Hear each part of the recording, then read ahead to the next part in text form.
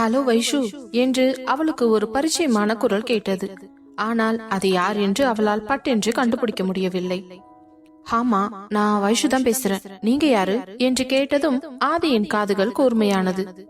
யார் இவளுக்கு புது நம்பர்ல இருந்து கால் பண்ணிருக்காங்க என்று யோசித்துக் கொண்டிருக்க அதே நேரம் போனில், வைஷு என் குரல கூட மறந்துட்டியா, நான் தான் ஜீவா என்றதும் அவள் ஒரு நிமிடம் அமைதியாக யோசித்தவள் பின்பு ஞாபகம் வந்தவளாக, டேய் ஜீவா என்று கூறியதுதான் தாமதம். ஆதிக்கு ஒரு நிமிடம் இதயமே வெடித்து சிதறியது. எவன்டா அது ஜீவா என்று மனதுக்குள் நினைத்தவன் வேலை செய்வதை அப்படியே நிறுத்திவிட்டு தன் மனைவியின் உரையாடலை நன்றாக கவனிக்க ஆரம்பித்தான். சொல்லு ஜீவா, எப்படி இருக்க? ஏன் நம்பர் எப்படி கிடைச்சது உனக்கு? அதெல்லாம் ஒரு விஷயமா வைஷு, ஃப்ரெண்டு நம்பர் எடுக்கிறதெல்லாம் பெரிய விஷயமே கிடையாது. ஆனா நம்ம ஸ்கூல் கம்ப்ளீட் பண்ணதும் நீ வேற ஊருக்கு போயிட்ட, நான் வேற ஊர்ல செட்டில் ஆயிட்டேன். அப்படி இருக்கும் பொழுது ஏன் நம்பர் எடுக்கிறது பெரிய விஷயம்தான். அதனாலதான் கேட்டேன். சரி சொல்லு, எப்படி இருக்க? வீட்டுல எல்லாரும் எப்படி இருக்காங்க? நான் ரொம்ப நல்லா இருக்கேன் வைஷு, நீ எப்படி இருக்க? அப்புறம் உனக்கு மேரேஜ் ஆயிடுச்சா என்று கேட்கவும் தான் ஆதி என்று அங்கு ஒருவன் தன்னை முறைத்து பார்த்து கொண்டிருப்பதை பார்த்தவள், நேற்று இவர் என்னை எப்படி வெறுப்பேத்தனாரு, நான் இன்னைக்கு பதிலுக்கு இவர் வெச்சு செய்ய வேணும் என்று முடிவு செய்தவள் ஆதியை ஓரக்கண்ணால் பார்த்துவிட்டு, கல்யாணம் ஆயிடுச்சு ஒரே ஒரு தடவை என்று சலிப்போடு கூற உடனே ஆதிக்கோ, அடி பாவி எப்படி சலிச்சுக்கிறா, மொவளை இருடி உன்னை வச்சுக்கிறேன் என்று மனதுக்குள்ளேயே பொறுமிக் கொண்டிருந்தான். அதே நேரம் வைஷுவோ இப்படி கூறியதும் ஜீவாவுக்கு ஒரு மாதிரியாகிவிட்டது. என்னாச்சு வைஷு, மேரேஜ் லைஃப் எல்லாம் ஓகே தானே? ஏன் இவ்ளோ சலிப்பா பேசுற? அதெல்லாம் ஒண்ணும் இல்ல ஜீவா, நீ சொல்லு, நீ எப்படி இருக்க? உனக்கு மேரேஜ் ஆயிடுச்சா? இன்னும் இல்லப்பா, இப்பதான் பொண்ணு பார்க்க ஆரம்பிச்சிருக்காங்க. எப்படியும் இன்னும் 1-2 வருஷத்துல மேரேஜ் பிக்ஸ் ஆயிடும்னு நினைக்கிறேன். என்னடா இவ்ளோ நாளாவா கல்யாணம் பண்ணாம இருப்ப? இருந்தாலும் நீ ரொம்ப மோசம். இன்னும் கொஞ்சம் முன்னாடியே எனக்கு கால் பண்ணி இருந்தா நானே உன்னை கல்யாணம் பண்ணி இருந்திருப்பேன் என்று கூறவும் ஆதிக்கோ ஹார்ட் அட்டாக் வராத குறையாக இருந்தது. என்ன இவ இப்படி எல்லாம் பேசுறா? இவ பேசுறத பார்த்தா ஸ்கூல் மட்டும் தான் கம்ப்ளீட் பண்ணிருப்பாங்கன்னு தெரியுது. இடையில எப்படியும் ஒரு 4-5 வருஷத்துக்கு பாத்துருக்க மாட்டாங்க. ஆனாலும் இவ்ளோ க்ளோஸா பேசுறா. இதுக்கடையில கல்யாணமானத ஃபீல் பண்ணி வேற சொல்றா. இவளை என்ன பண்றதுன்னு தெரியலையே. வாடி இன்னைக்கு வீட்டுக்கு, உனக்கு வச்சுக்கிற கச்சேரி என்று மனசுக்குள்ளேயே அவளை திட்டிக் கொண்டு மீண்டும் அவள் என்ன பேசுகிறாள் என்று ஆர்வமாக பார்த்து கொண்டிருந்தான். அப்பொழுது அவனை திரும்பி பார்த்த வைஷு, ஜீவா நான் இப்போ ஆபீஸ்ல இருக்கேன், நம்ம ஈவினிங்கா பேசலாமா? கண்டிப்பா வைஷு, நீ என் நம்பர் நோட் பண்ணி வச்சுக்கோ, சரியா? அப்புறம் உங்க வீட்டு அட்ரஸ் சென்ட் பண்ணு, நான் உன்னை வந்து பாக்கணும். அனுப்புறேன். நீ இப்ப எங்க இருக்க? நான் சென்னையில தான்ப்பா இருக்கேன். அப்படியா? ஏன் பெங்களூர்ல இருந்து எதுக்கு சென்னைக்கு வந்திருக்க? இங்க ஒரு வேலை விஷயமா தான் வந்திருக்கேன். கிட்டத்தட்ட 6 மந்த்துக்கு இங்க ட்ரைனிங் போஸ்ட் போட்டிருக்காங்க. அதுக்கப்புறம் தான் திரும்ப பெங்களூர் போவேன். அது வரைக்கும் இங்க சென்னையில எனக்கு யாரையுமே தெரியாது இல்லையா? அதான் இந்த ஊர்ல நம்ம ஃப்ரெண்ட்ஸ் யார் இருப்பாங்கன்னு யோசிக்கும் போதுதான் நீயும் கவிதாவும் தான் ஞாபகத்துக்கு வந்தீங்க. ஆனா கவி நம்பர் என்னால எடுக்கவே முடியல. ஓ நம்பர் தான் கிடைச்சது. அதான் ஓ மூலியமா கவிய கான்டாக்ட் பண்ணலாம்னு டிசைட் பண்ணிருக்கேன். எனக்கு கவியோட நம்பரையும் சென்ட் பண்றியா? அப்புறம் அவ எப்படி இருக்கா? அவளுக்கு மேரேஜ் ஆயிடுச்சா? அவளுக்கும் மேரேஜ் ஆயிடுச்சுடா. அட என்னப்பா, ஆளாளுக்கு இப்படி கல்யாணம் பண்ணிக்கிட்டீங்கன்னா அப்புறம் நான் என்னதான் பண்றது? அதுக்கு நீ கொஞ்சம் முன்னாடியே வந்திருக்கணும்டா. இவ்ளோ லேட்டா வந்துட்டு உங்களுக்கு எல்லாம் கல்யாணம் ஆயிடுச்சான்னு அதிர்ச்சியா கேட்டா நாங்க என்ன பண்ண முடியும் என்று அவள் பேசிக்கொண்டிருக்க ஆதிக்கு காதில் புகை வராதது ஒன்றுதான் குறை. அவ்வளவு எரிச்சலாக இருந்தது. வைஷு அவனிடம் பேசுவதை கேட்க, என்னதான் ஃப்ரெண்டா இருந்தாலும் இப்படி எல்லாமா பேசுவா என்று யோசித்தவனுக்கு அவளை வெறுப்பேற்றுவதற்காக அவனுடைய ஃப்ரெண்டிடம் இப்படியெல்லாம் பேசிக்கொண்டிருந்தது மறந்து விட்டது போல. சரி, நான் உன்னோட நம்பரை சேவ் பண்ணிக்கிறேன், கவிதா நம்பரையும் சென்ட் பண்றேன். நம்ம ஈவினிங்கா பேசலாம், சரியா? அப்படியே கவிக்கும் கான்ஃபரன்ஸ் கால் போட்டுரு வைஷு, நம்ம 3 பேரும் சேர்ந்தே பேசலாம். சரிடா, அப்போ நானே வீட்டுக்கு போயிட்டு உனக்கு கால் பண்றேன். அப்புறம் அப்பா அம்மா எல்லாம் எப்படி இருக்காங்க? அவங்களுக்கு என்ன, எல்லாரும் ஜம்முன்னு இருக்காங்க. உங்க அண்ணனுக்கு மேரேஜ் ஆயிடுச்சா? ஆமாப்பா, இப்பதான் 1 இயருக்கு முன்னாடி ஆச்சு. அண்ணா பெங்களூர்ல தான் இருக்காங்க. சூப்பர்டா. அப்புறம் நீ எந்த ஊர் பொண்ணு எதிர்பார்க்கிற? சென்னையா இல்ல பெங்களூரா? அது நம்ம கையில என்ன இருக்கு வைஷு? எனக்குன்னு ஒருத்தி எங்க இருக்கிறாளோ அவதான் வந்து என் கையில மாட்டுவா. அப்படி இருக்கும் பொழுது நான் எந்த ஊர்னு எப்படி டிசைட் பண்ண முடியும்? அதுவும் சரிதான். அப்ப நான் வைக்கிறேன். நீ இங்க எங்க தங்கி இருக்க? நான் இங்க ஒரு ஹாஸ்டல்ல தான்ப்பா தங்கி இருக்கேன். தனியா வீடு பாக்கணும். நான் போய் தனியா வீடு கேட்டா இங்க யாருமே எனக்கு வீடு கொடுக்க மாட்டேங்கிறாங்க. நீ கொஞ்சம் ரெக்கமெண்டேஷன் பண்ணலாம்ல? என்னன்னு ரெக்கமெண்டேஷன் பண்ண சொல்ற? இவன் என் ஃப்ரெண்டு தான், இவனை நம்பி வீடு கொடுங்கன்னு சொல்லலாம்ல? என்னடா இப்படி சொல்லிட்ட? சரி, நானும் விசாரிச்சு பாக்குறேன். ஏதாவது வீடு இருந்துச்சுன்னா பேசி முடிச்சு தரேன். ரொம்ப தேங்க்ஸ்பா, அப்ப நான் வச்சுறேன் என்று போனை வைத்துவிட அவளும் போனை கட் பண்ணி விட்டு அவனுடைய பெயரை போட்டு தன் மொபைலில் சேவ் செய்து கொண்டவள் கவிதாவுடைய நம்பரையும் அவனுக்கு அனுப்பி வைத்துவிட்டு போனை மீண்டும் டேபிளில் வைத்து தன்னுடைய வேலையை தொடங்கினாள். ஆனால் ஆதிக்கோ அதற்கு பிறகு வேலை செய்யவே தோணவில்லை. யார் இந்த ஜீவா? எங்க இருந்து வந்தான் அவன்? அவன் எப்படி இருப்பான்னு தெரியல. இந்த வைஷுவெல்லாம் பேசுறத பார்த்தா அவன் ரொம்ப க்ளோஸ் போல இருக்குதே. எனக்குன்னே எங்கிருந்து தான் கிளம்பி வருவானுங்களோ என்று புலம்பிக் கொண்டிருக்க அவன் உதட்டசைவை பார்த்த வைஷுவிற்கு சிரிப்புதான் வந்தது. புலம்புறீங்களா? நல்லா புலம்புங்க. நேத்து இப்படித்தானே என்ன புலம்பு வச்சிங்க. அது மட்டும் இல்லாம இன்னைக்கு அவ கூட சேர்ந்து ஷாப்பிங் போய் கூத்தடிச்சிட்டு வந்தீங்கல்ல. இதுக்கெல்லாம் சேர்த்து நான் உங்களை பழி வாங்காம விட மாட்டேன். கடவுள் இருக்காரு. அடிச்சாம் பாரு அப்பாயின்மெண்ட் ஆர்டர். எங்கிருந்தோ இவ்ளோ வருஷம் கழிச்சு ஜீவாவை என்கிட்ட கொண்டு வந்து சேர்த்திருக்கான். எங்க ஃப்ரெண்ட்ஷிப்பை வச்சு உங்க வயிற்றுல கிளப்பி விடல. நான் வைஷு இல்ல என்றவள் போனை வைத்துவிட்டு வேக வேகமாக தனது வேலையை பார்த்து கொண்டிருந்தாள்.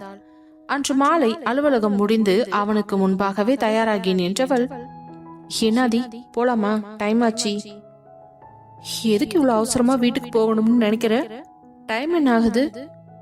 இப்போ டைம் 4:30 ஆயிடுச்சு ஆதி. 4:30 தானே ஆகுது.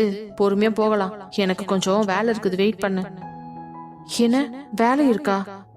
அதுக்கு காலையில இருந்து ஆபீஸ்ல உட்காந்து வேலை பார்த்துருக்கணும். தேவையில்லாம வெளியில போய் ஊரை சுத்திட்டு டைம் வேஸ்ட் பண்ணிட்டு இப்ப என்ன வீட்டுக்கு கூட்டிட்டு போறதுக்கு ஏன் இப்படி லேட் பண்றீங்க? ஒரு ½ hour ஒர்க் தான், முடிச்சுட்டு வந்துடுறேன். கொஞ்ச நேரம் ரிலாக்ஸ் பண்ணு என்று அவளை நிமிர்ந்து பார்க்காமலேயே கூறினான். அப்போ டிரைவர் அண்ணாவை கூப்பிட்டுட்டு வீட்டுக்கு போகவா? அவள் எதற்காக இவ்வளவு வேகமாக வீட்டிற்கு புறப்பட தயாராகிறாள் என்பது அவனுக்கு புரிந்தது. அதனால்தான் அவளை நேரத்துடன் வீட்டிற்கு அழைத்து செல்லக்கூடாது என்று உட்கார்ந்து கொண்டு வேண்டுமென்றே வேலை செய்து கொண்டிருந்தான். அவளை நிமிர்ந்து பார்த்தவன், இன்னும் ½ hourல நானே வேலை முடிச்சிருவேன். நானே உன்னை கூட்டிட்டு போக போறேன். அதுக்கு எதுக்கு டிரைவர் கூட போகணும்னு நினைக்கிற? எனக்கு கொஞ்சம் வேலை இருக்கு. என்ன வேலை? உன் ஃப்ரெண்டு கிட்ட பேசுறது தானே? ஆமா என்று பாவமாக தலையாட்ட, எல்லாம் பேசலாம். அவன் ஒன்னும் எங்கேயும் ஓடிட மாட்டான். போய் கொஞ்ச நேரம் அந்த சோஃபாவில உட்காரு என்று கூற அமைதியாக அவளது பேக்கை எடுத்துக்கொண்டு சென்று அந்த சோஃபாவில் அமர்ந்தவள் ஆதியையும் முறைத்து பார்த்து கொண்டிருந்தாள். அவள் பார்வையை சட்டை செய்யாதவன் வேண்டுமென்றே அந்த கம்ப்யூட்டரில் ஏதோ வேலை பார்ப்பது போலவே நடித்துக் கொண்டிருந்தான். அதை பார்க்கும் வைஷுவிற்கும் கொஞ்சம் சந்தேகமாகத்தான் இருந்தது. இவர் உண்மையாலுமே வேலைதான் செய்யறாரா, இல்ல வேணும்னே நம்மள வெயிட் பண்ண வைக்கிறதுக்கு வேண்டி இப்படி எல்லாம் பண்ணிக்கிட்டு இருக்காரா? ஐயோ, நான் போய் ஜீவாக்கு வேற போன் பண்ணணுமே. ஜீவா, கவி, நான் 3 பேரும் சேர்ந்து பேசலாம்னு இவ்ளோ ஆசையா இருந்தேன். இந்த மனுஷன் ஏன் தான் இன்னைக்கு இப்படி எல்லாம் பண்றாரோ தெரியல என்று புலம்பிக் கொண்டிருக்க அதே நேரம் ஆதியுடைய போன் அடித்தது. அந்த போனை எடுத்து பார்த்தவன் முகமே கடுப்பாவது போல இருந்தது. யார் போன் பண்றாங்க? எதுக்கு ஒரு மூஞ்சி இப்படி போகுது என்று நினைத்து கொண்டே அமர்ந்திருக்க முதல் முறை போன் கட்டானதும் மீண்டும் 2வது முறையும் போன் அடிக்க அதை அட்டன் செய்து காதில் வைத்தவன், ஹலோ என்று பல்லை கடித்து கொண்டு கூற, ஹலோ ஆதி, நான் அனன்யா. தெரியுது, சொல்லு, என்ன விஷயம்? ஆதி, இன்னைக்கு என்று அவள் ஏதோ சொல்ல வர, இன்னைக்கு நைட் டின்னர் 7 o'clock தானே, வந்துடுறேன் என்று கூறினான். அதை கேட்ட வைஷ்ணவிக்கு மிகவும் கஷ்டமாக போய்விட்டது. இவ்ளோ நடந்தும் போறது பத்தி பேசிட்டு இருக்காரு, இவர் எல்லாம் திருத்தவே முடியாது என்று நினைத்து கொண்டு அமைதியாக இருந்தாள். சரி, அவ்வளவுதானே, நான் போனை வைக்கிறேன். நீ ஒரு டைம் போன் பண்ணி நான் எடுக்கலனா வேலையா இருக்கேன்னு அர்த்தம். அத கூட புரிஞ்சுக்காம திரும்ப திரும்ப போன் பண்ணி இரிட்டேட் பண்ற வேலையெல்லாம் வச்சுக்காத. டின்னர்ல மீட் பண்ணலாம், பாய் என்று போனை வேகமாக கட் செய்து டேபிளில் தூக்கி போட்டவன் மீண்டும் தனது கணினியில் முகத்தை புதைத்துக் கொண்டான். வைஷ்ணவிக்கு லேசாக கண்கள் எல்லாம் கலங்க ஆரம்பித்தது. இவரு என்ன மனுஷன், கட்டின பொண்டாட்டி முன்னாடியே இப்படி எல்லாம் பேசிக்கிட்டு தைரியமா சுத்துறாரு.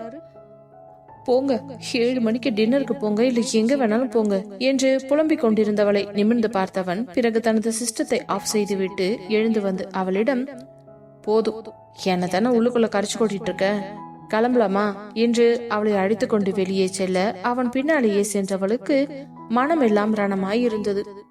யார் இந்த அனன்யா, எங்கிருந்து வந்து தொலைச்சாலோ தெரியல, இவ்வளவு நாள் கழிச்சு என் வாழ்க்கையில இருக்க நிம்மதிய கெடுக்கிறதுக்குனே வந்திருக்கா பிசாசு என்று அவளை என்னென்னவோ சொல்லி திட்டிக் கொண்டே வந்தாள்.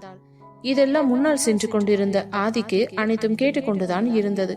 இருந்தாலும் அவனால் அதை இப்பொழுது ரசிக்க முடியவில்லை. ஏனென்றால் திடீரென்று தங்கள் வாழ்க்கையின் நடுவில் ஜீவா என்ற ஒரு கதாபாத்திரம் உருவாக்கி இருப்பதை அவனால் ஏற்றுக்கொள்ளவே முடியவில்லை. தன் மனைவியின் மேல் தனக்கு மட்டுமே உரிமை இருக்க வேண்டும் என்று நினைத்துக் கொண்டிருந்தவன் திடீரென்று ஒரு ஆண் நண்பன் போன் செய்து பேசவும் அதை அவனால் அவ்வளவு இயல்பாக எடுத்துக்கொள்ள முடியவில்லை. அவள் கார்த்தியுடன் பேசும்போது கூட இந்த மாதிரி ஒரு ஃபீல் அவனுக்கு வந்தது கிடையாது. ஆனால் முகம் தெரியாத இந்த ஜீவாவிடம் பேசும்போது மட்டும் அவனுக்கு உடம்பெல்லாம் எரிவது போல இருந்தது. காரில் ஏறி அமர்ந்ததிலிருந்து அவன் மெதுவாக காரை ஓட்டி கொண்டு செல்ல அதை பார்த்த வைஷ்ணவிக்கு புஷ் என்று ஆகிவிட்டது. அதை கொஞ்சம் ஃபாஸ்டா தான் போங்களேன், ஏன் இவ்வளவு ஸ்லோவா ஊர்வலம் போற மாதிரி போயிட்டு இருக்கீங்க, இப்போ இவ்வளவு அர்ஜென்டா வீட்டுக்கு போய் என்னடி பண்ண போற, இல்ல குழந்தைங்க என்று அவள் ஏதோ சொல்ல வர, அதான் அம்மாவும் சித்தியும் குழந்தைய பாத்துக்கிறாங்கல்ல, அப்புறம் என்ன, இருந்தாலும் காலையில இருந்து அவங்கள நான் பாக்கல ஆதி என்று முகத்தை பாவமாக வைத்துக் கொண்டு கூற அவளுடைய வருத்தம் என்ன என்பது அவனுக்கு நன்றாகவே தெரிந்தது. தேவையில்லாம நம்மளோட டென்ஷனை அவகிட்ட காட்டுறோமோ என்று நினைத்தவன் அதற்கு மேல் எதுவும் பேசாமல் காரின் வேகத்தை கூட்ட அடுத்த 15 நிமிடத்தில் தங்கள் வீட்டின் முன்னால் வந்து நின்றது அவர்களது கார். காரில் இருந்து வேகமாக இறங்கியவள் வீட்டிற்குள் செல்ல ஹாலிலேயே 2 குழந்தைகளும் படுத்து விளையாடி கொண்டிருந்தனர்.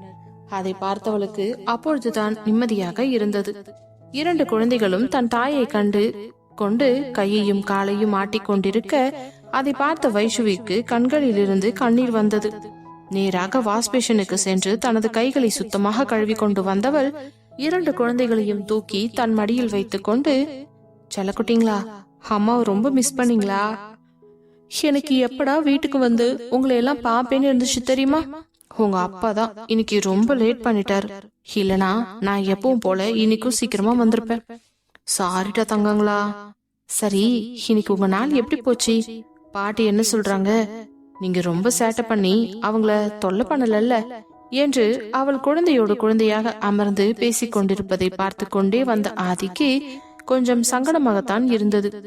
தேவையில்லாமல் அவளை இன்று லேட்டாக அழைத்து வந்து விட்டோம் என்பதை உணர்ந்தவனுக்கு வருத்தமாகத்தான் இருந்தது. பின்பு அவனும் வந்து குழந்தைகளுடன் அமர்ந்து பேசிக் கொண்டிருக்க அங்கு வந்த கண்மணி இருவருக்கும் காஃபி கொண்டு வந்து கொடுத்துவிட்டு, சரி நீங்க 2 பேரும் இந்த காஃபியை குடிச்சிட்டு ரூமுக்கு போயிட்டு ஃப்ரெஷ் ஆயிட்டு வாங்க என்று கூறவும் உடனே வைஷு குழந்தைகளை இறக்கி கீழே போட்டுவிட்டு, சரிங்கத்த நான் போயிட்டு வந்துடுறேன் என்று வேக வேகமாக படியேறி ஓட அதை பார்த்து கொண்டிருந்த ஆதிக்கு கோவமாக வந்தது. அவன் காஃபி கோப்பையை டேபிளில் வைத்து விட்டு 2 படிக்கட்டுகளாக தாவிக்கொண்டு அறைக்குள் நுழைய அங்கு வைஷுவை காணவில்லை.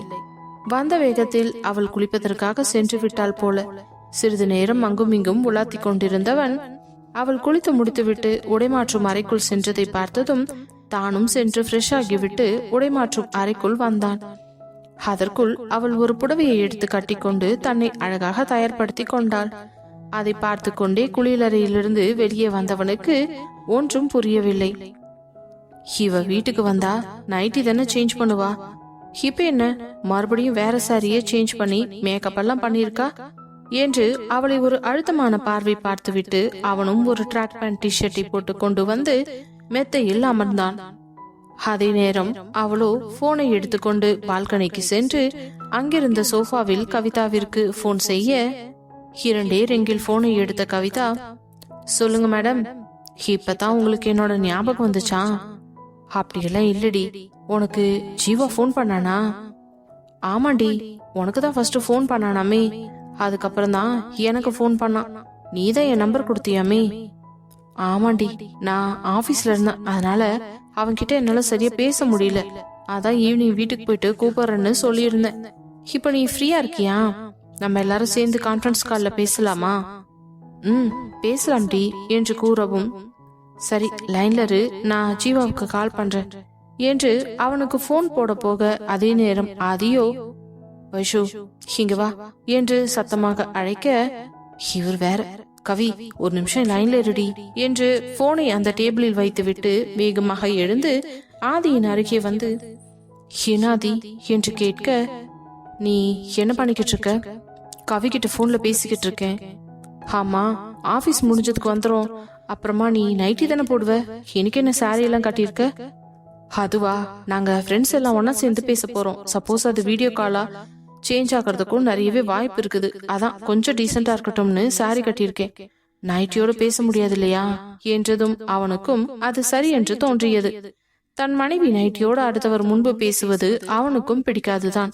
பிறகு அமைதியாக இருந்தவன், எனக்கு கொஞ்சம் தலைவலிக்குது, தைலம் பூசி விடுறியா என்று கேட்க, அதில் அதிர்ந்தவள், இப்போ என்ன செய்யலாம் என்று யோசித்துக் கொண்டிருக்க அதை பார்த்த ஆதிக்கு கடுப்புதான் ஆனது. சரி வைஷு, நீ அவ்வளோ கஷ்டப்பட்டு எனக்கு தேய்க்க வேண்டியதில்லை, நானே பாத்துக்கிறேன்.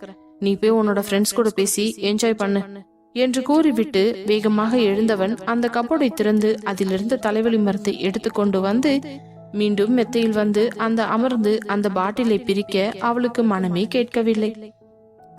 குடுங்காதி, நானே பண்ணிவிடுறேன் என்றவள் கட்டிலின் பின்புறம் சென்று நின்று அவன் தலையை மெதுவாக சாய்த்து வைத்துவிட்டு தன் கைகளில் தைலத்தை எடுத்து அவள் 2 நெற்றியிலும் நீவி விட்டபடியே மசாஜ் செய்து கொண்டிருக்க அது ஆதிக்கு சுகமாகவே இருந்தது. ஏனென்றால் இன்று முழுவதும் அந்த அனன்யாவோட சுத்தியது மட்டுமில்லாமல் ஜீவா என்று ஒருத்தனிடம் இவள் பேசுவது அனைத்தையும் சேர்ந்து அவனுக்கு தலைவலியே வந்தது தான் மிச்சம். மண்டையே வெடித்து சிதறுவது போல இருக்க வேறு வழி இல்லாமல் அவளிடம் உதவி கேட்டான். ஆனால் அவளோ தன் நண்பர்களிடம் போன் பேசுவது தான் முக்கியம் என்பது போல இருக்க அதில் பயங்கரமாக தலைவலி வந்தது தான் மிச்சம். சரி, அவளை தொல்லை பண்ணாம நாமளே பண்ணிக்கலாம் என்று எழுந்த பொழுதுதான் மனம் கேட்காமல் வைஷ்ணவி அதை வாங்கி அவனுக்கு இதமாக மசாஜ் செய்து கொண்டிருந்தாள். அவள் கைப்பட்ட உடனேவே அவனுக்கு தலைவலி சற்று குறைந்தது போல இருந்தது. சரி வைஷு, நீ போ. என்ன எங்க போக சொல்றீங்க? நீ உன் ஃப்ரெண்ட்ஸ் கிட்ட பேசிட்டு இருந்தல்ல, அதை போய் கண்டினியூ பண்ணு. ஹாட்டா கடவுளே, இது எப்படி நான் மறந்தேன்?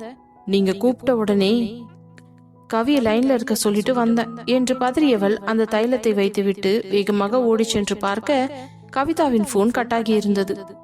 கடவுளே என்று நினைத்தவள் மீண்டும் அவளுக்கு கால் செய்ய போனை எடுத்த கவிதாவோ, வைஷு என்ன பார்த்தா உனக்கு எப்படி தெரியுது? இதோ 1 நிமிஷத்துல வரேன்னு சொல்லி லைன்ல வச்சுட்டு போயிட்டு 1/2 மணி நேரம் நீ வரவே இல்ல. எவ்வளவு நேரம் தான் நானும் லைன்லயே இருக்கிறது? கடுப்பாய் தான் போனையே கட் பண்ணிட்டேன். சாரி கவி, ஆதி ரொம்ப தலைவலிக்குது, தைலம் பூசி விடுன்னு சொன்னாரா, அதை செய்ய போய் உள்ள வந்த போன் லைன்ல வச்சதே நான் மறந்துட்டேன்டி. சரி சரி, இந்த வாட்டி ஜீவாவுக்கு நீ கால் போடாத, நானே கால் போடுறேன் என்று அவளே கான்ஃபரன்ஸ் கால் போடவும் அவனும் 2 ரிங்கில் கனெக்ட் ஆகிவிட்டான். ஹலோ கவி, என்னப்பா திடீர்னு போன் பண்ணிருக்க? என்னடா இது வம்பா இருக்கு? நீதான் ஈவினிங் பேசலாம்னு சொன்ன, இப்போ எதுக்கு போன் பண்றன்ற மாதிரி கேக்குற என்றதும் அவனும், அப்போ வைஷு லைன்ல இருக்காளா என்று கேட்க, ஆமா நானும் இங்கதான் இருக்கேன் என்று வைஷு சிரித்து கொண்டே அந்த சோஃபாவில் அமர அவள் முகத்தில் இருக்கும் சிரிப்பை பார்த்த ஆதிக்கும் சந்தோஷமாகத்தான் இருந்தது. ஆனால் அவள் தன்னை விட அவள் நண்பனிடம் இப்படி சிரித்து பேசுவது அவனுக்கு சுத்தமாக பிடிக்கவில்லை. ஒரு கட்டத்திற்கு மேல் பொறுக்க முடியாதவன் தனது போனை எடுத்துக்கொண்டு நேராக கீழே இறங்கி சென்று விட்டான். அவன் செல்வதை பார்த்த வைஷுவிற்கு கொஞ்சம் சங்கடமாகத்தான் இருந்தது. இருந்தாலும் இத்தனை வருஷம் பழகிய நண்பர்களை ஒதுக்க அவளுக்கு மனம் வரவில்லை. கிட்டத்தட்ட 1 மணி நேரமாக மூவரும் பேசிக் கொண்டிருக்க மீண்டும் தன் அறைக்குள் ஆதி நுழைவதை பார்த்தவள் அப்பொழுதுதான் நேரத்தை பார்க்க 1 மணி நேரத்திற்கு மேலாகவே ஆகிவிட்டது. என்னடி இவ்வளவு நேரமா பேசிட்டு இருந்திருக்கோம்? குழந்தைங்க என்ன பண்றாங்கன்னு தெரியல. சரி நான் போறேன். அப்புறம் ஜீவா, கண்டிப்பா இந்த சண்டே நீ எங்க வீட்டுக்கு வரணும்டா. கண்டிப்பா வரேன் வைஷு, நீ லொகேஷனை மட்டும் சென்ட் பண்ணு. அப்புறம் வைஷு, உனக்கு கல்யாணம் ஆயிடுச்சுன்னு தெரியும், பசங்கன்னு சொல்ற, எத்தனை பசங்க இருக்காங்க உனக்கு? எனக்கு ட்வின்ஸ் பேபிடா. ஓ அப்படியா? நான் கூட பசங்கன்னதோ 2-3 பசங்களை பெத்துட்டியோன்னு நினைச்சேன். அடப்பாவி, நீ இருக்கிற பாரு. சரி சரி, இப்ப நான் வைக்கிறேன், போய் குழந்தைங்களை பார்க்கணும் என்று முதலில் அவள் போன் கட் செய்ய, பிறகு கவிதா கட் செய்யவும் ஜீவாவிற்கு முகத்தில் சிரிப்புதான் வந்தது. ஒரு காலத்தில் வைஷுவின் மேல் அவன் ஆசைப்பட்டான் தான். ஆனால் அதை சொன்னால் எங்கே தங்களது நட்பு கெட்டுவிடுமோ என்ற பயத்திலேயே கடைசி வரை அவளிடம் அந்த உண்மையை சொல்லாமலேயே தன் மனத்திற்குள் புதைத்துக் கொண்டான். இப்பொழுது அவள் போன் பண்ணும்போது கூட அவளுக்கு திருமணமாகாமல் இருந்திருந்தால் அவன் ப்ரப்போஸ் செய்யலாம் என்றுதான் நினைத்திருந்தான். ஏனென்றால் இத்தனை வருஷத்தில் அவன் படிப்பு முடிக்கவே சரியாக இருந்தது. நல்ல வேலையில் சேர்ந்து சம்பாதிக்காமல் எப்படி வைஷுவிடம் தன் காதலை கூறுவது என்று யோசித்து காத்திருந்தான். ஆனால் தற்சமயம் அவளுக்கு திருமணம் ஆகிவிட்டது என்று கேள்விப்பட்டதிலிருந்து அவன் மனம் மிகவும் உடைந்து போனது. எந்த ஒரு காரணத்திற்காகவும் அவளுடைய நட்பை இழக்க அவன் தயாராக இல்லை. சரி, எப்பவும் போல நம்ம ஃப்ரெண்ட்ஸாவே இருந்துடலாம், அதான் நல்லது போல என்று மனதுக்குள் நினைத்துதான் வைஷுவிற்கு கால் செய்தான். அதே நேரம் தங்கள் அறைக்குள் வந்த ஆதியோ தன்னை பார்த்தவுடன் அவள் போனை கட் செய்யவும் அவனுக்கு கோபம் தலைக்கு மேல் வந்தது. என்ன வைஷு, இவ்வளோ நேரம் போன் பேசிக்கிட்டு இருந்த? அது என்ன, நான் உள்ள நுழைஞ்ச உடனே போனை கட் பண்ணிட்டேன். அப்போ நான் வந்தது உனக்கு இடைஞ்சலா இருக்கா என்று உடைந்த குரலில் கேட்க, ஐயோ அப்படி எல்லாம் இல்லாதே, நாங்க ரொம்ப நேரம் பேசிட்டு இருந்திருப்போம் போல இருக்கு, கவனிக்கவே இல்ல, அதுக்கப்புறம் தான் போனை வச்சோம். ஆதி, அப்புறம் சண்டே அன்னைக்கு ஜீவாவை நம்ம வீட்டுக்கு இன்வைட் பண்ணிருக்கேன் என்றதும் அவனுக்கு சுல் என்று கோபம் வந்து விட்டது. அதில் என்ன பேசுகிறோம் என்று தெரியாமல், என்ன வைஷு, யாரு கேட்டு இதெல்லாம் பண்ண என்று கோபமாக கேட்க அந்த வார்த்தையில் ஒரு நிமிடம் பதறி துடித்தவள், சாரி ஆதி, நான் பண்ணது தப்புதான், என்ன இருந்தாலும் உங்ககிட்ட ஒரு வார்த்தை கேட்டிருக்கணும் என்று அவள் கலங்கிய கண்களுடன் கூற அவனுக்கு ஒரு மாதிரியாகி விட்டது. தன் மனைவிக்கு அவளுடைய நண்பர்களை வீட்டிற்கு அழைப்பதற்கு கூட தான் சுதந்திரம் கொடுக்கவில்லையோ என்பது போல யோசித்தவன், இல்ல வைஷு, அப்படிலாம் இல்ல, வீட்டுல அம்மா அப்பா கிட்ட ஒரு வார்த்தை கூட கேட்காம. சாரி ஆதி, நான் வேணா அத்தை கிட்ட போய் பேசி பார்க்கவா? அதெல்லாம் ஒண்ணும் தேவையில்ல, அம்மா ஒன்னும் சொல்ல மாட்டாங்க, நான் பாத்துக்கிறேன். சண்டே எப்ப வர சொல்லிருக்க? அதெல்லாம் நான் இன்னும் எதுவுமே சொல்லல, சண்டே வான்னு மட்டும்தான் சொல்லியிருக்கேன். சரி, மார்னிங் பிரேக்ஃபாஸ்டுக்கு இங்க வந்துட சொல்லு. ஓகே ஆதி என்றவள் அங்கிருந்து வேகமாக சென்று விடவும் அவளை பார்ப்பதற்கே அவனுக்கு மிகவும் சங்கடமாக இருந்தது. ஐயோ கடவுளே, ஏன் தான் இவகிட்ட நான் இப்படி நடந்துக்கிறனோ தெரியல, பாவம் அவ முகமே வாடி போச்சு என்று நினைத்து கொண்டிருக்க அதே நேரம் அனன்யாவிடம் இருந்து அவனுக்கு போன் வந்தது. அவனுடைய போன் ரிங் ஆகும் சத்தத்தை கேட்டு அவனுக்கு முன்னால் நடந்து சென்றிருந்த வைஷு அப்படியே நின்றுவிட, போனை பார்த்தவனுக்கு அப்பொழுதுதான் டின்னருக்கு வருவதாக கூறியது ஞாபகம் வந்தது. ஒரு நிமிடம் நெற்றியில் கையை வைத்து சொரிந்து கொண்டிருந்தவன் போனை அட்டன் செய்யவும் உடனே அனன்யாவோ, ஹாய் ஆதி, நீ சொன்ன ஹோட்டலுக்கு நான் வந்துட்டேன். என்ன இன்னும் உன்னை காணோம்? டைம் இப்போ 7:30 ஆக போகுது, எவ்வளவு நேரம் நான் வெயிட் பண்ற தெரியுமா என்றதும் அவனோ, சாரி அனன்யா, இன்னைக்கு என்னால வர முடியல. என்ன ஆதி திடீர்னு இப்படி சொல்ற? நீ வரலன்னா முன்னாடி சொல்லிருக்கலாம்ல. எனக்கு பயங்கரமான தலைவலி, அதான் நான் வீட்டுக்கு வந்துட்டேன். எனக்கு கொஞ்சம் ரெஸ்ட் எடுக்கணும், நான் உனக்கு நாளைக்கு கால் பண்றேன் என்று போனை கட் செய்துவிட அனன்யாவிற்கு தான் மிகவும் சங்கடமாக போய்விட்டது. ஆனால் அதே நேரம் வைஷ்ணவிக்கு மனதுக்குள் மிகவும் சந்தோஷமாக இருந்தது. அப்பாடா, இவருக்கு டின்னருக்கு போகாம எப்படியோ கேன்சல் ஆயிடுச்சு, அது வரைக்கும் சந்தோஷம் என்ற உற்சாகத்துடனேயே அந்த அறையிலிருந்து வெளியே சென்றாள். ஆனால் அவளால் தான் அவன் செல்லவில்லை என்பது அவளுக்கு இன்னும் புரியவில்லை. அடுத்த நாள் காலை கௌசல்யா சுரேஷ் இருவரும் ஹாலில் அமர்ந்து பேசிக் கொண்டிருந்தனர். என்னங்க, நம்ம கவிதாவுக்கு 5வது மாசம் தொடங்கிடுச்சு, அவளுக்கு வளையல் போடுற ஃபங்க்ஷனும் இருக்குது, அதான் பண்ணிடலாம்னு நான் யோசிச்சுட்டு இருக்கேன் என்றதும், இதுல யோசிக்கிறதுக்கு என்ன இருக்கு கௌசி, நம்ம மருமகளுக்கு நம்ம தானே செய்யணும், அதெல்லாம் பிரியங்கா முன்னாடி நின்னு நாத்தனார் முறைய சிறப்பா செஞ்சு கொடுத்துருவா. நீ நல்ல நாள் பார்த்து டைம் மட்டும் ஃபிக்ஸ் பண்ணு, அப்புறம் சம்மந்தி வீட்டுக்கெல்லாம் போன் பண்ணி சொல்லிடு. அதுக்கு முன்னாடி இந்த விஷயத்த பத்தி விஸ்வா கிட்டையும் பேசணும் என்று சொல்லிக் கொண்டிருக்கும் பொழுதே அறையிலிருந்து வெளியே வந்த விஸ்வா, அம்மா, அப்பா, குட் மார்னிங் என்று அவர்கள் அருகில் அமர்ந்து அங்கிருந்த பேப்பரை எடுத்துக்கொண்டு படிக்க தொடங்கும் பொழுதே கௌசல்யா அவனை பார்த்து, விஸ்வா, உன்கிட்ட ஒரு முக்கியமான விஷயம் பேசணும். சொல்லுங்கம்மா, என்ன விஷயம் என்று பேப்பரை பார்த்து கொண்டே கேட்க, விஸ்வா, நம்ம கவிக்கு 5 மாசம் தொடங்கிடுச்சு. அவளுக்கு வளையல் போடுற ஃபங்க்ஷன் வைக்கணும்பா, அதான் என்று கூறவும் பட்டென்று பேப்பரை கீழே வைத்தவன், அம்மா அதுக்குள்ள அவளுக்கு 5 மாசம் தொடங்கிடுச்சுல்ல? ஆமாப்பா, இப்போ இந்த டைம்ல தான் நம்ம இதை செய்யணும். அப்பதான் அவளுக்கு சந்தோஷமா இருக்கும்.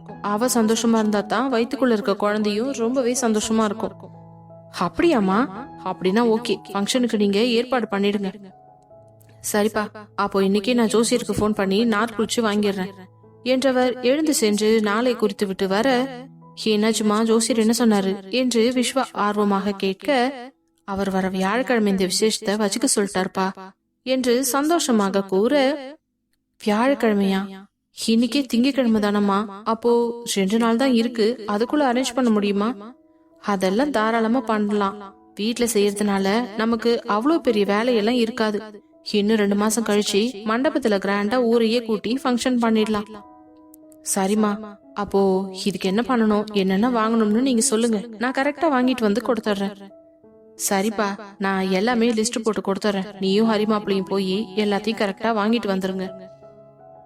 சரிம்மா என்றவன் வேகமாக எழுந்து உள்ளே சென்று கவிதாவிடமும் இந்த விஷயத்தை பற்றி கூற, அவளுக்கு அதிர்ச்சியில் கண்கள் எல்லாம் விரிந்தது. விஸ்வா, நிஜமாவா சொல்றீங்க? நான் இப்பதான் பிரெக்னென்ட் ஆன மாதிரி இருக்கு. அதுக்குள்ள 4 months கம்ப்ளீட் பண்ணி 5th மந்த்துக்கு வந்துட்டேனா? ஆமாண்டி, அதான் அம்மா உனக்கு வளையல் போடணும்னு பேசிட்டு இருக்காங்க. நாள் கூட குறிச்சிட்டாங்க. சூப்பர் விஸ்வா, இன்னும் கொஞ்ச நாள்ல நம்மளோட குழந்தை நம்ம கிட்ட பேச ஆரம்பிச்சிரும். எனக்கும் அதை நினைச்சு இப்பவே ரொம்ப எக்ஸைட்மெண்டா இருக்குடி என்றவன் அவள் வயிற்றில் கையை வைத்து, நம்ம குழந்தை ரொம்பவே பத்திரமா இருக்குதுன்னு நான் நம்புறேன். இந்த ஃபங்க்ஷன் முடிஞ்சதுக்கு அப்புறம் எப்படியாச்சும் நம்ம குழந்தைகிட்ட பேசி பேசி அதோட மூமெண்ட்டை கொண்டு வந்துடணும்டி. நீங்க கவலையே படாதீங்க விஸ்வா, அதெல்லாம் சிறப்பா செஞ்சிடலாம் என்று அவளும் சந்தோஷமாக கூறினாள். அதே நேரம் கௌசல்யாவோ கண்மணி கௌதமிக்கும் போன் பண்ணி விஷயத்தை சொல்லியவர் பின்பு கல்யாணிக்கும் போன் செய்து சொல்ல அவருக்கும் சந்தோஷம் தாங்க முடியவில்லை. பண்ணிடலாம் சம்பந்தி, சிறப்பா பண்ணிடலாம்.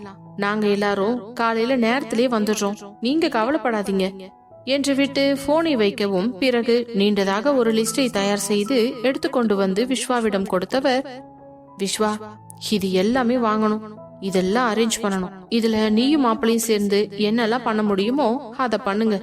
அப்புறம் அவளுக்கு வாங்க வேண்டிய வளையல்ல இருந்து சாப்பாடு அந்த மாதிரி ஐட்டம்ஸ் எல்லாமே நான் பாத்துக்கிறேன். சரிங்கம்மா என்று கூறியவன் வேலைக்கு புறப்பட்டு சென்று விட்டான். அன்று மாலையே ஆபீஸ் முடிந்து வீட்டிற்கு வந்த விஸ்வா மிகவும் சந்தோஷமாக இருப்பதை பார்த்தவள், விஸ்வா, உங்ககிட்ட நான் ஒரு முக்கியமான விஷயம் சொல்லணும்னு நினைச்சேன். ஆனா எப்படித்தான் மறந்தேன்னு தெரியல. என்னடி, அப்படி என்ன முக்கியமான விஷயம்? அது வேற ஒண்ணும் இல்ல. எங்களோட ஸ்கூல்மேட் ஜீவான்னு ஒரு பையன், அவன் நேத்து தான் கால் பண்ணான். ரொம்ப வருஷம் கழிச்சு பேசுனதுல எனக்கு எவ்வளவு சந்தோஷமா இருந்துச்சு தெரியுமா? அவன் ஃபர்ஸ்ட் வைஷுவுக்கு தான் கால் பண்ணி வைஷு கிட்ட பேசிட்டு அப்புறம் தான் என் நம்பரை கண்டுபிடிச்சு பேசினான்.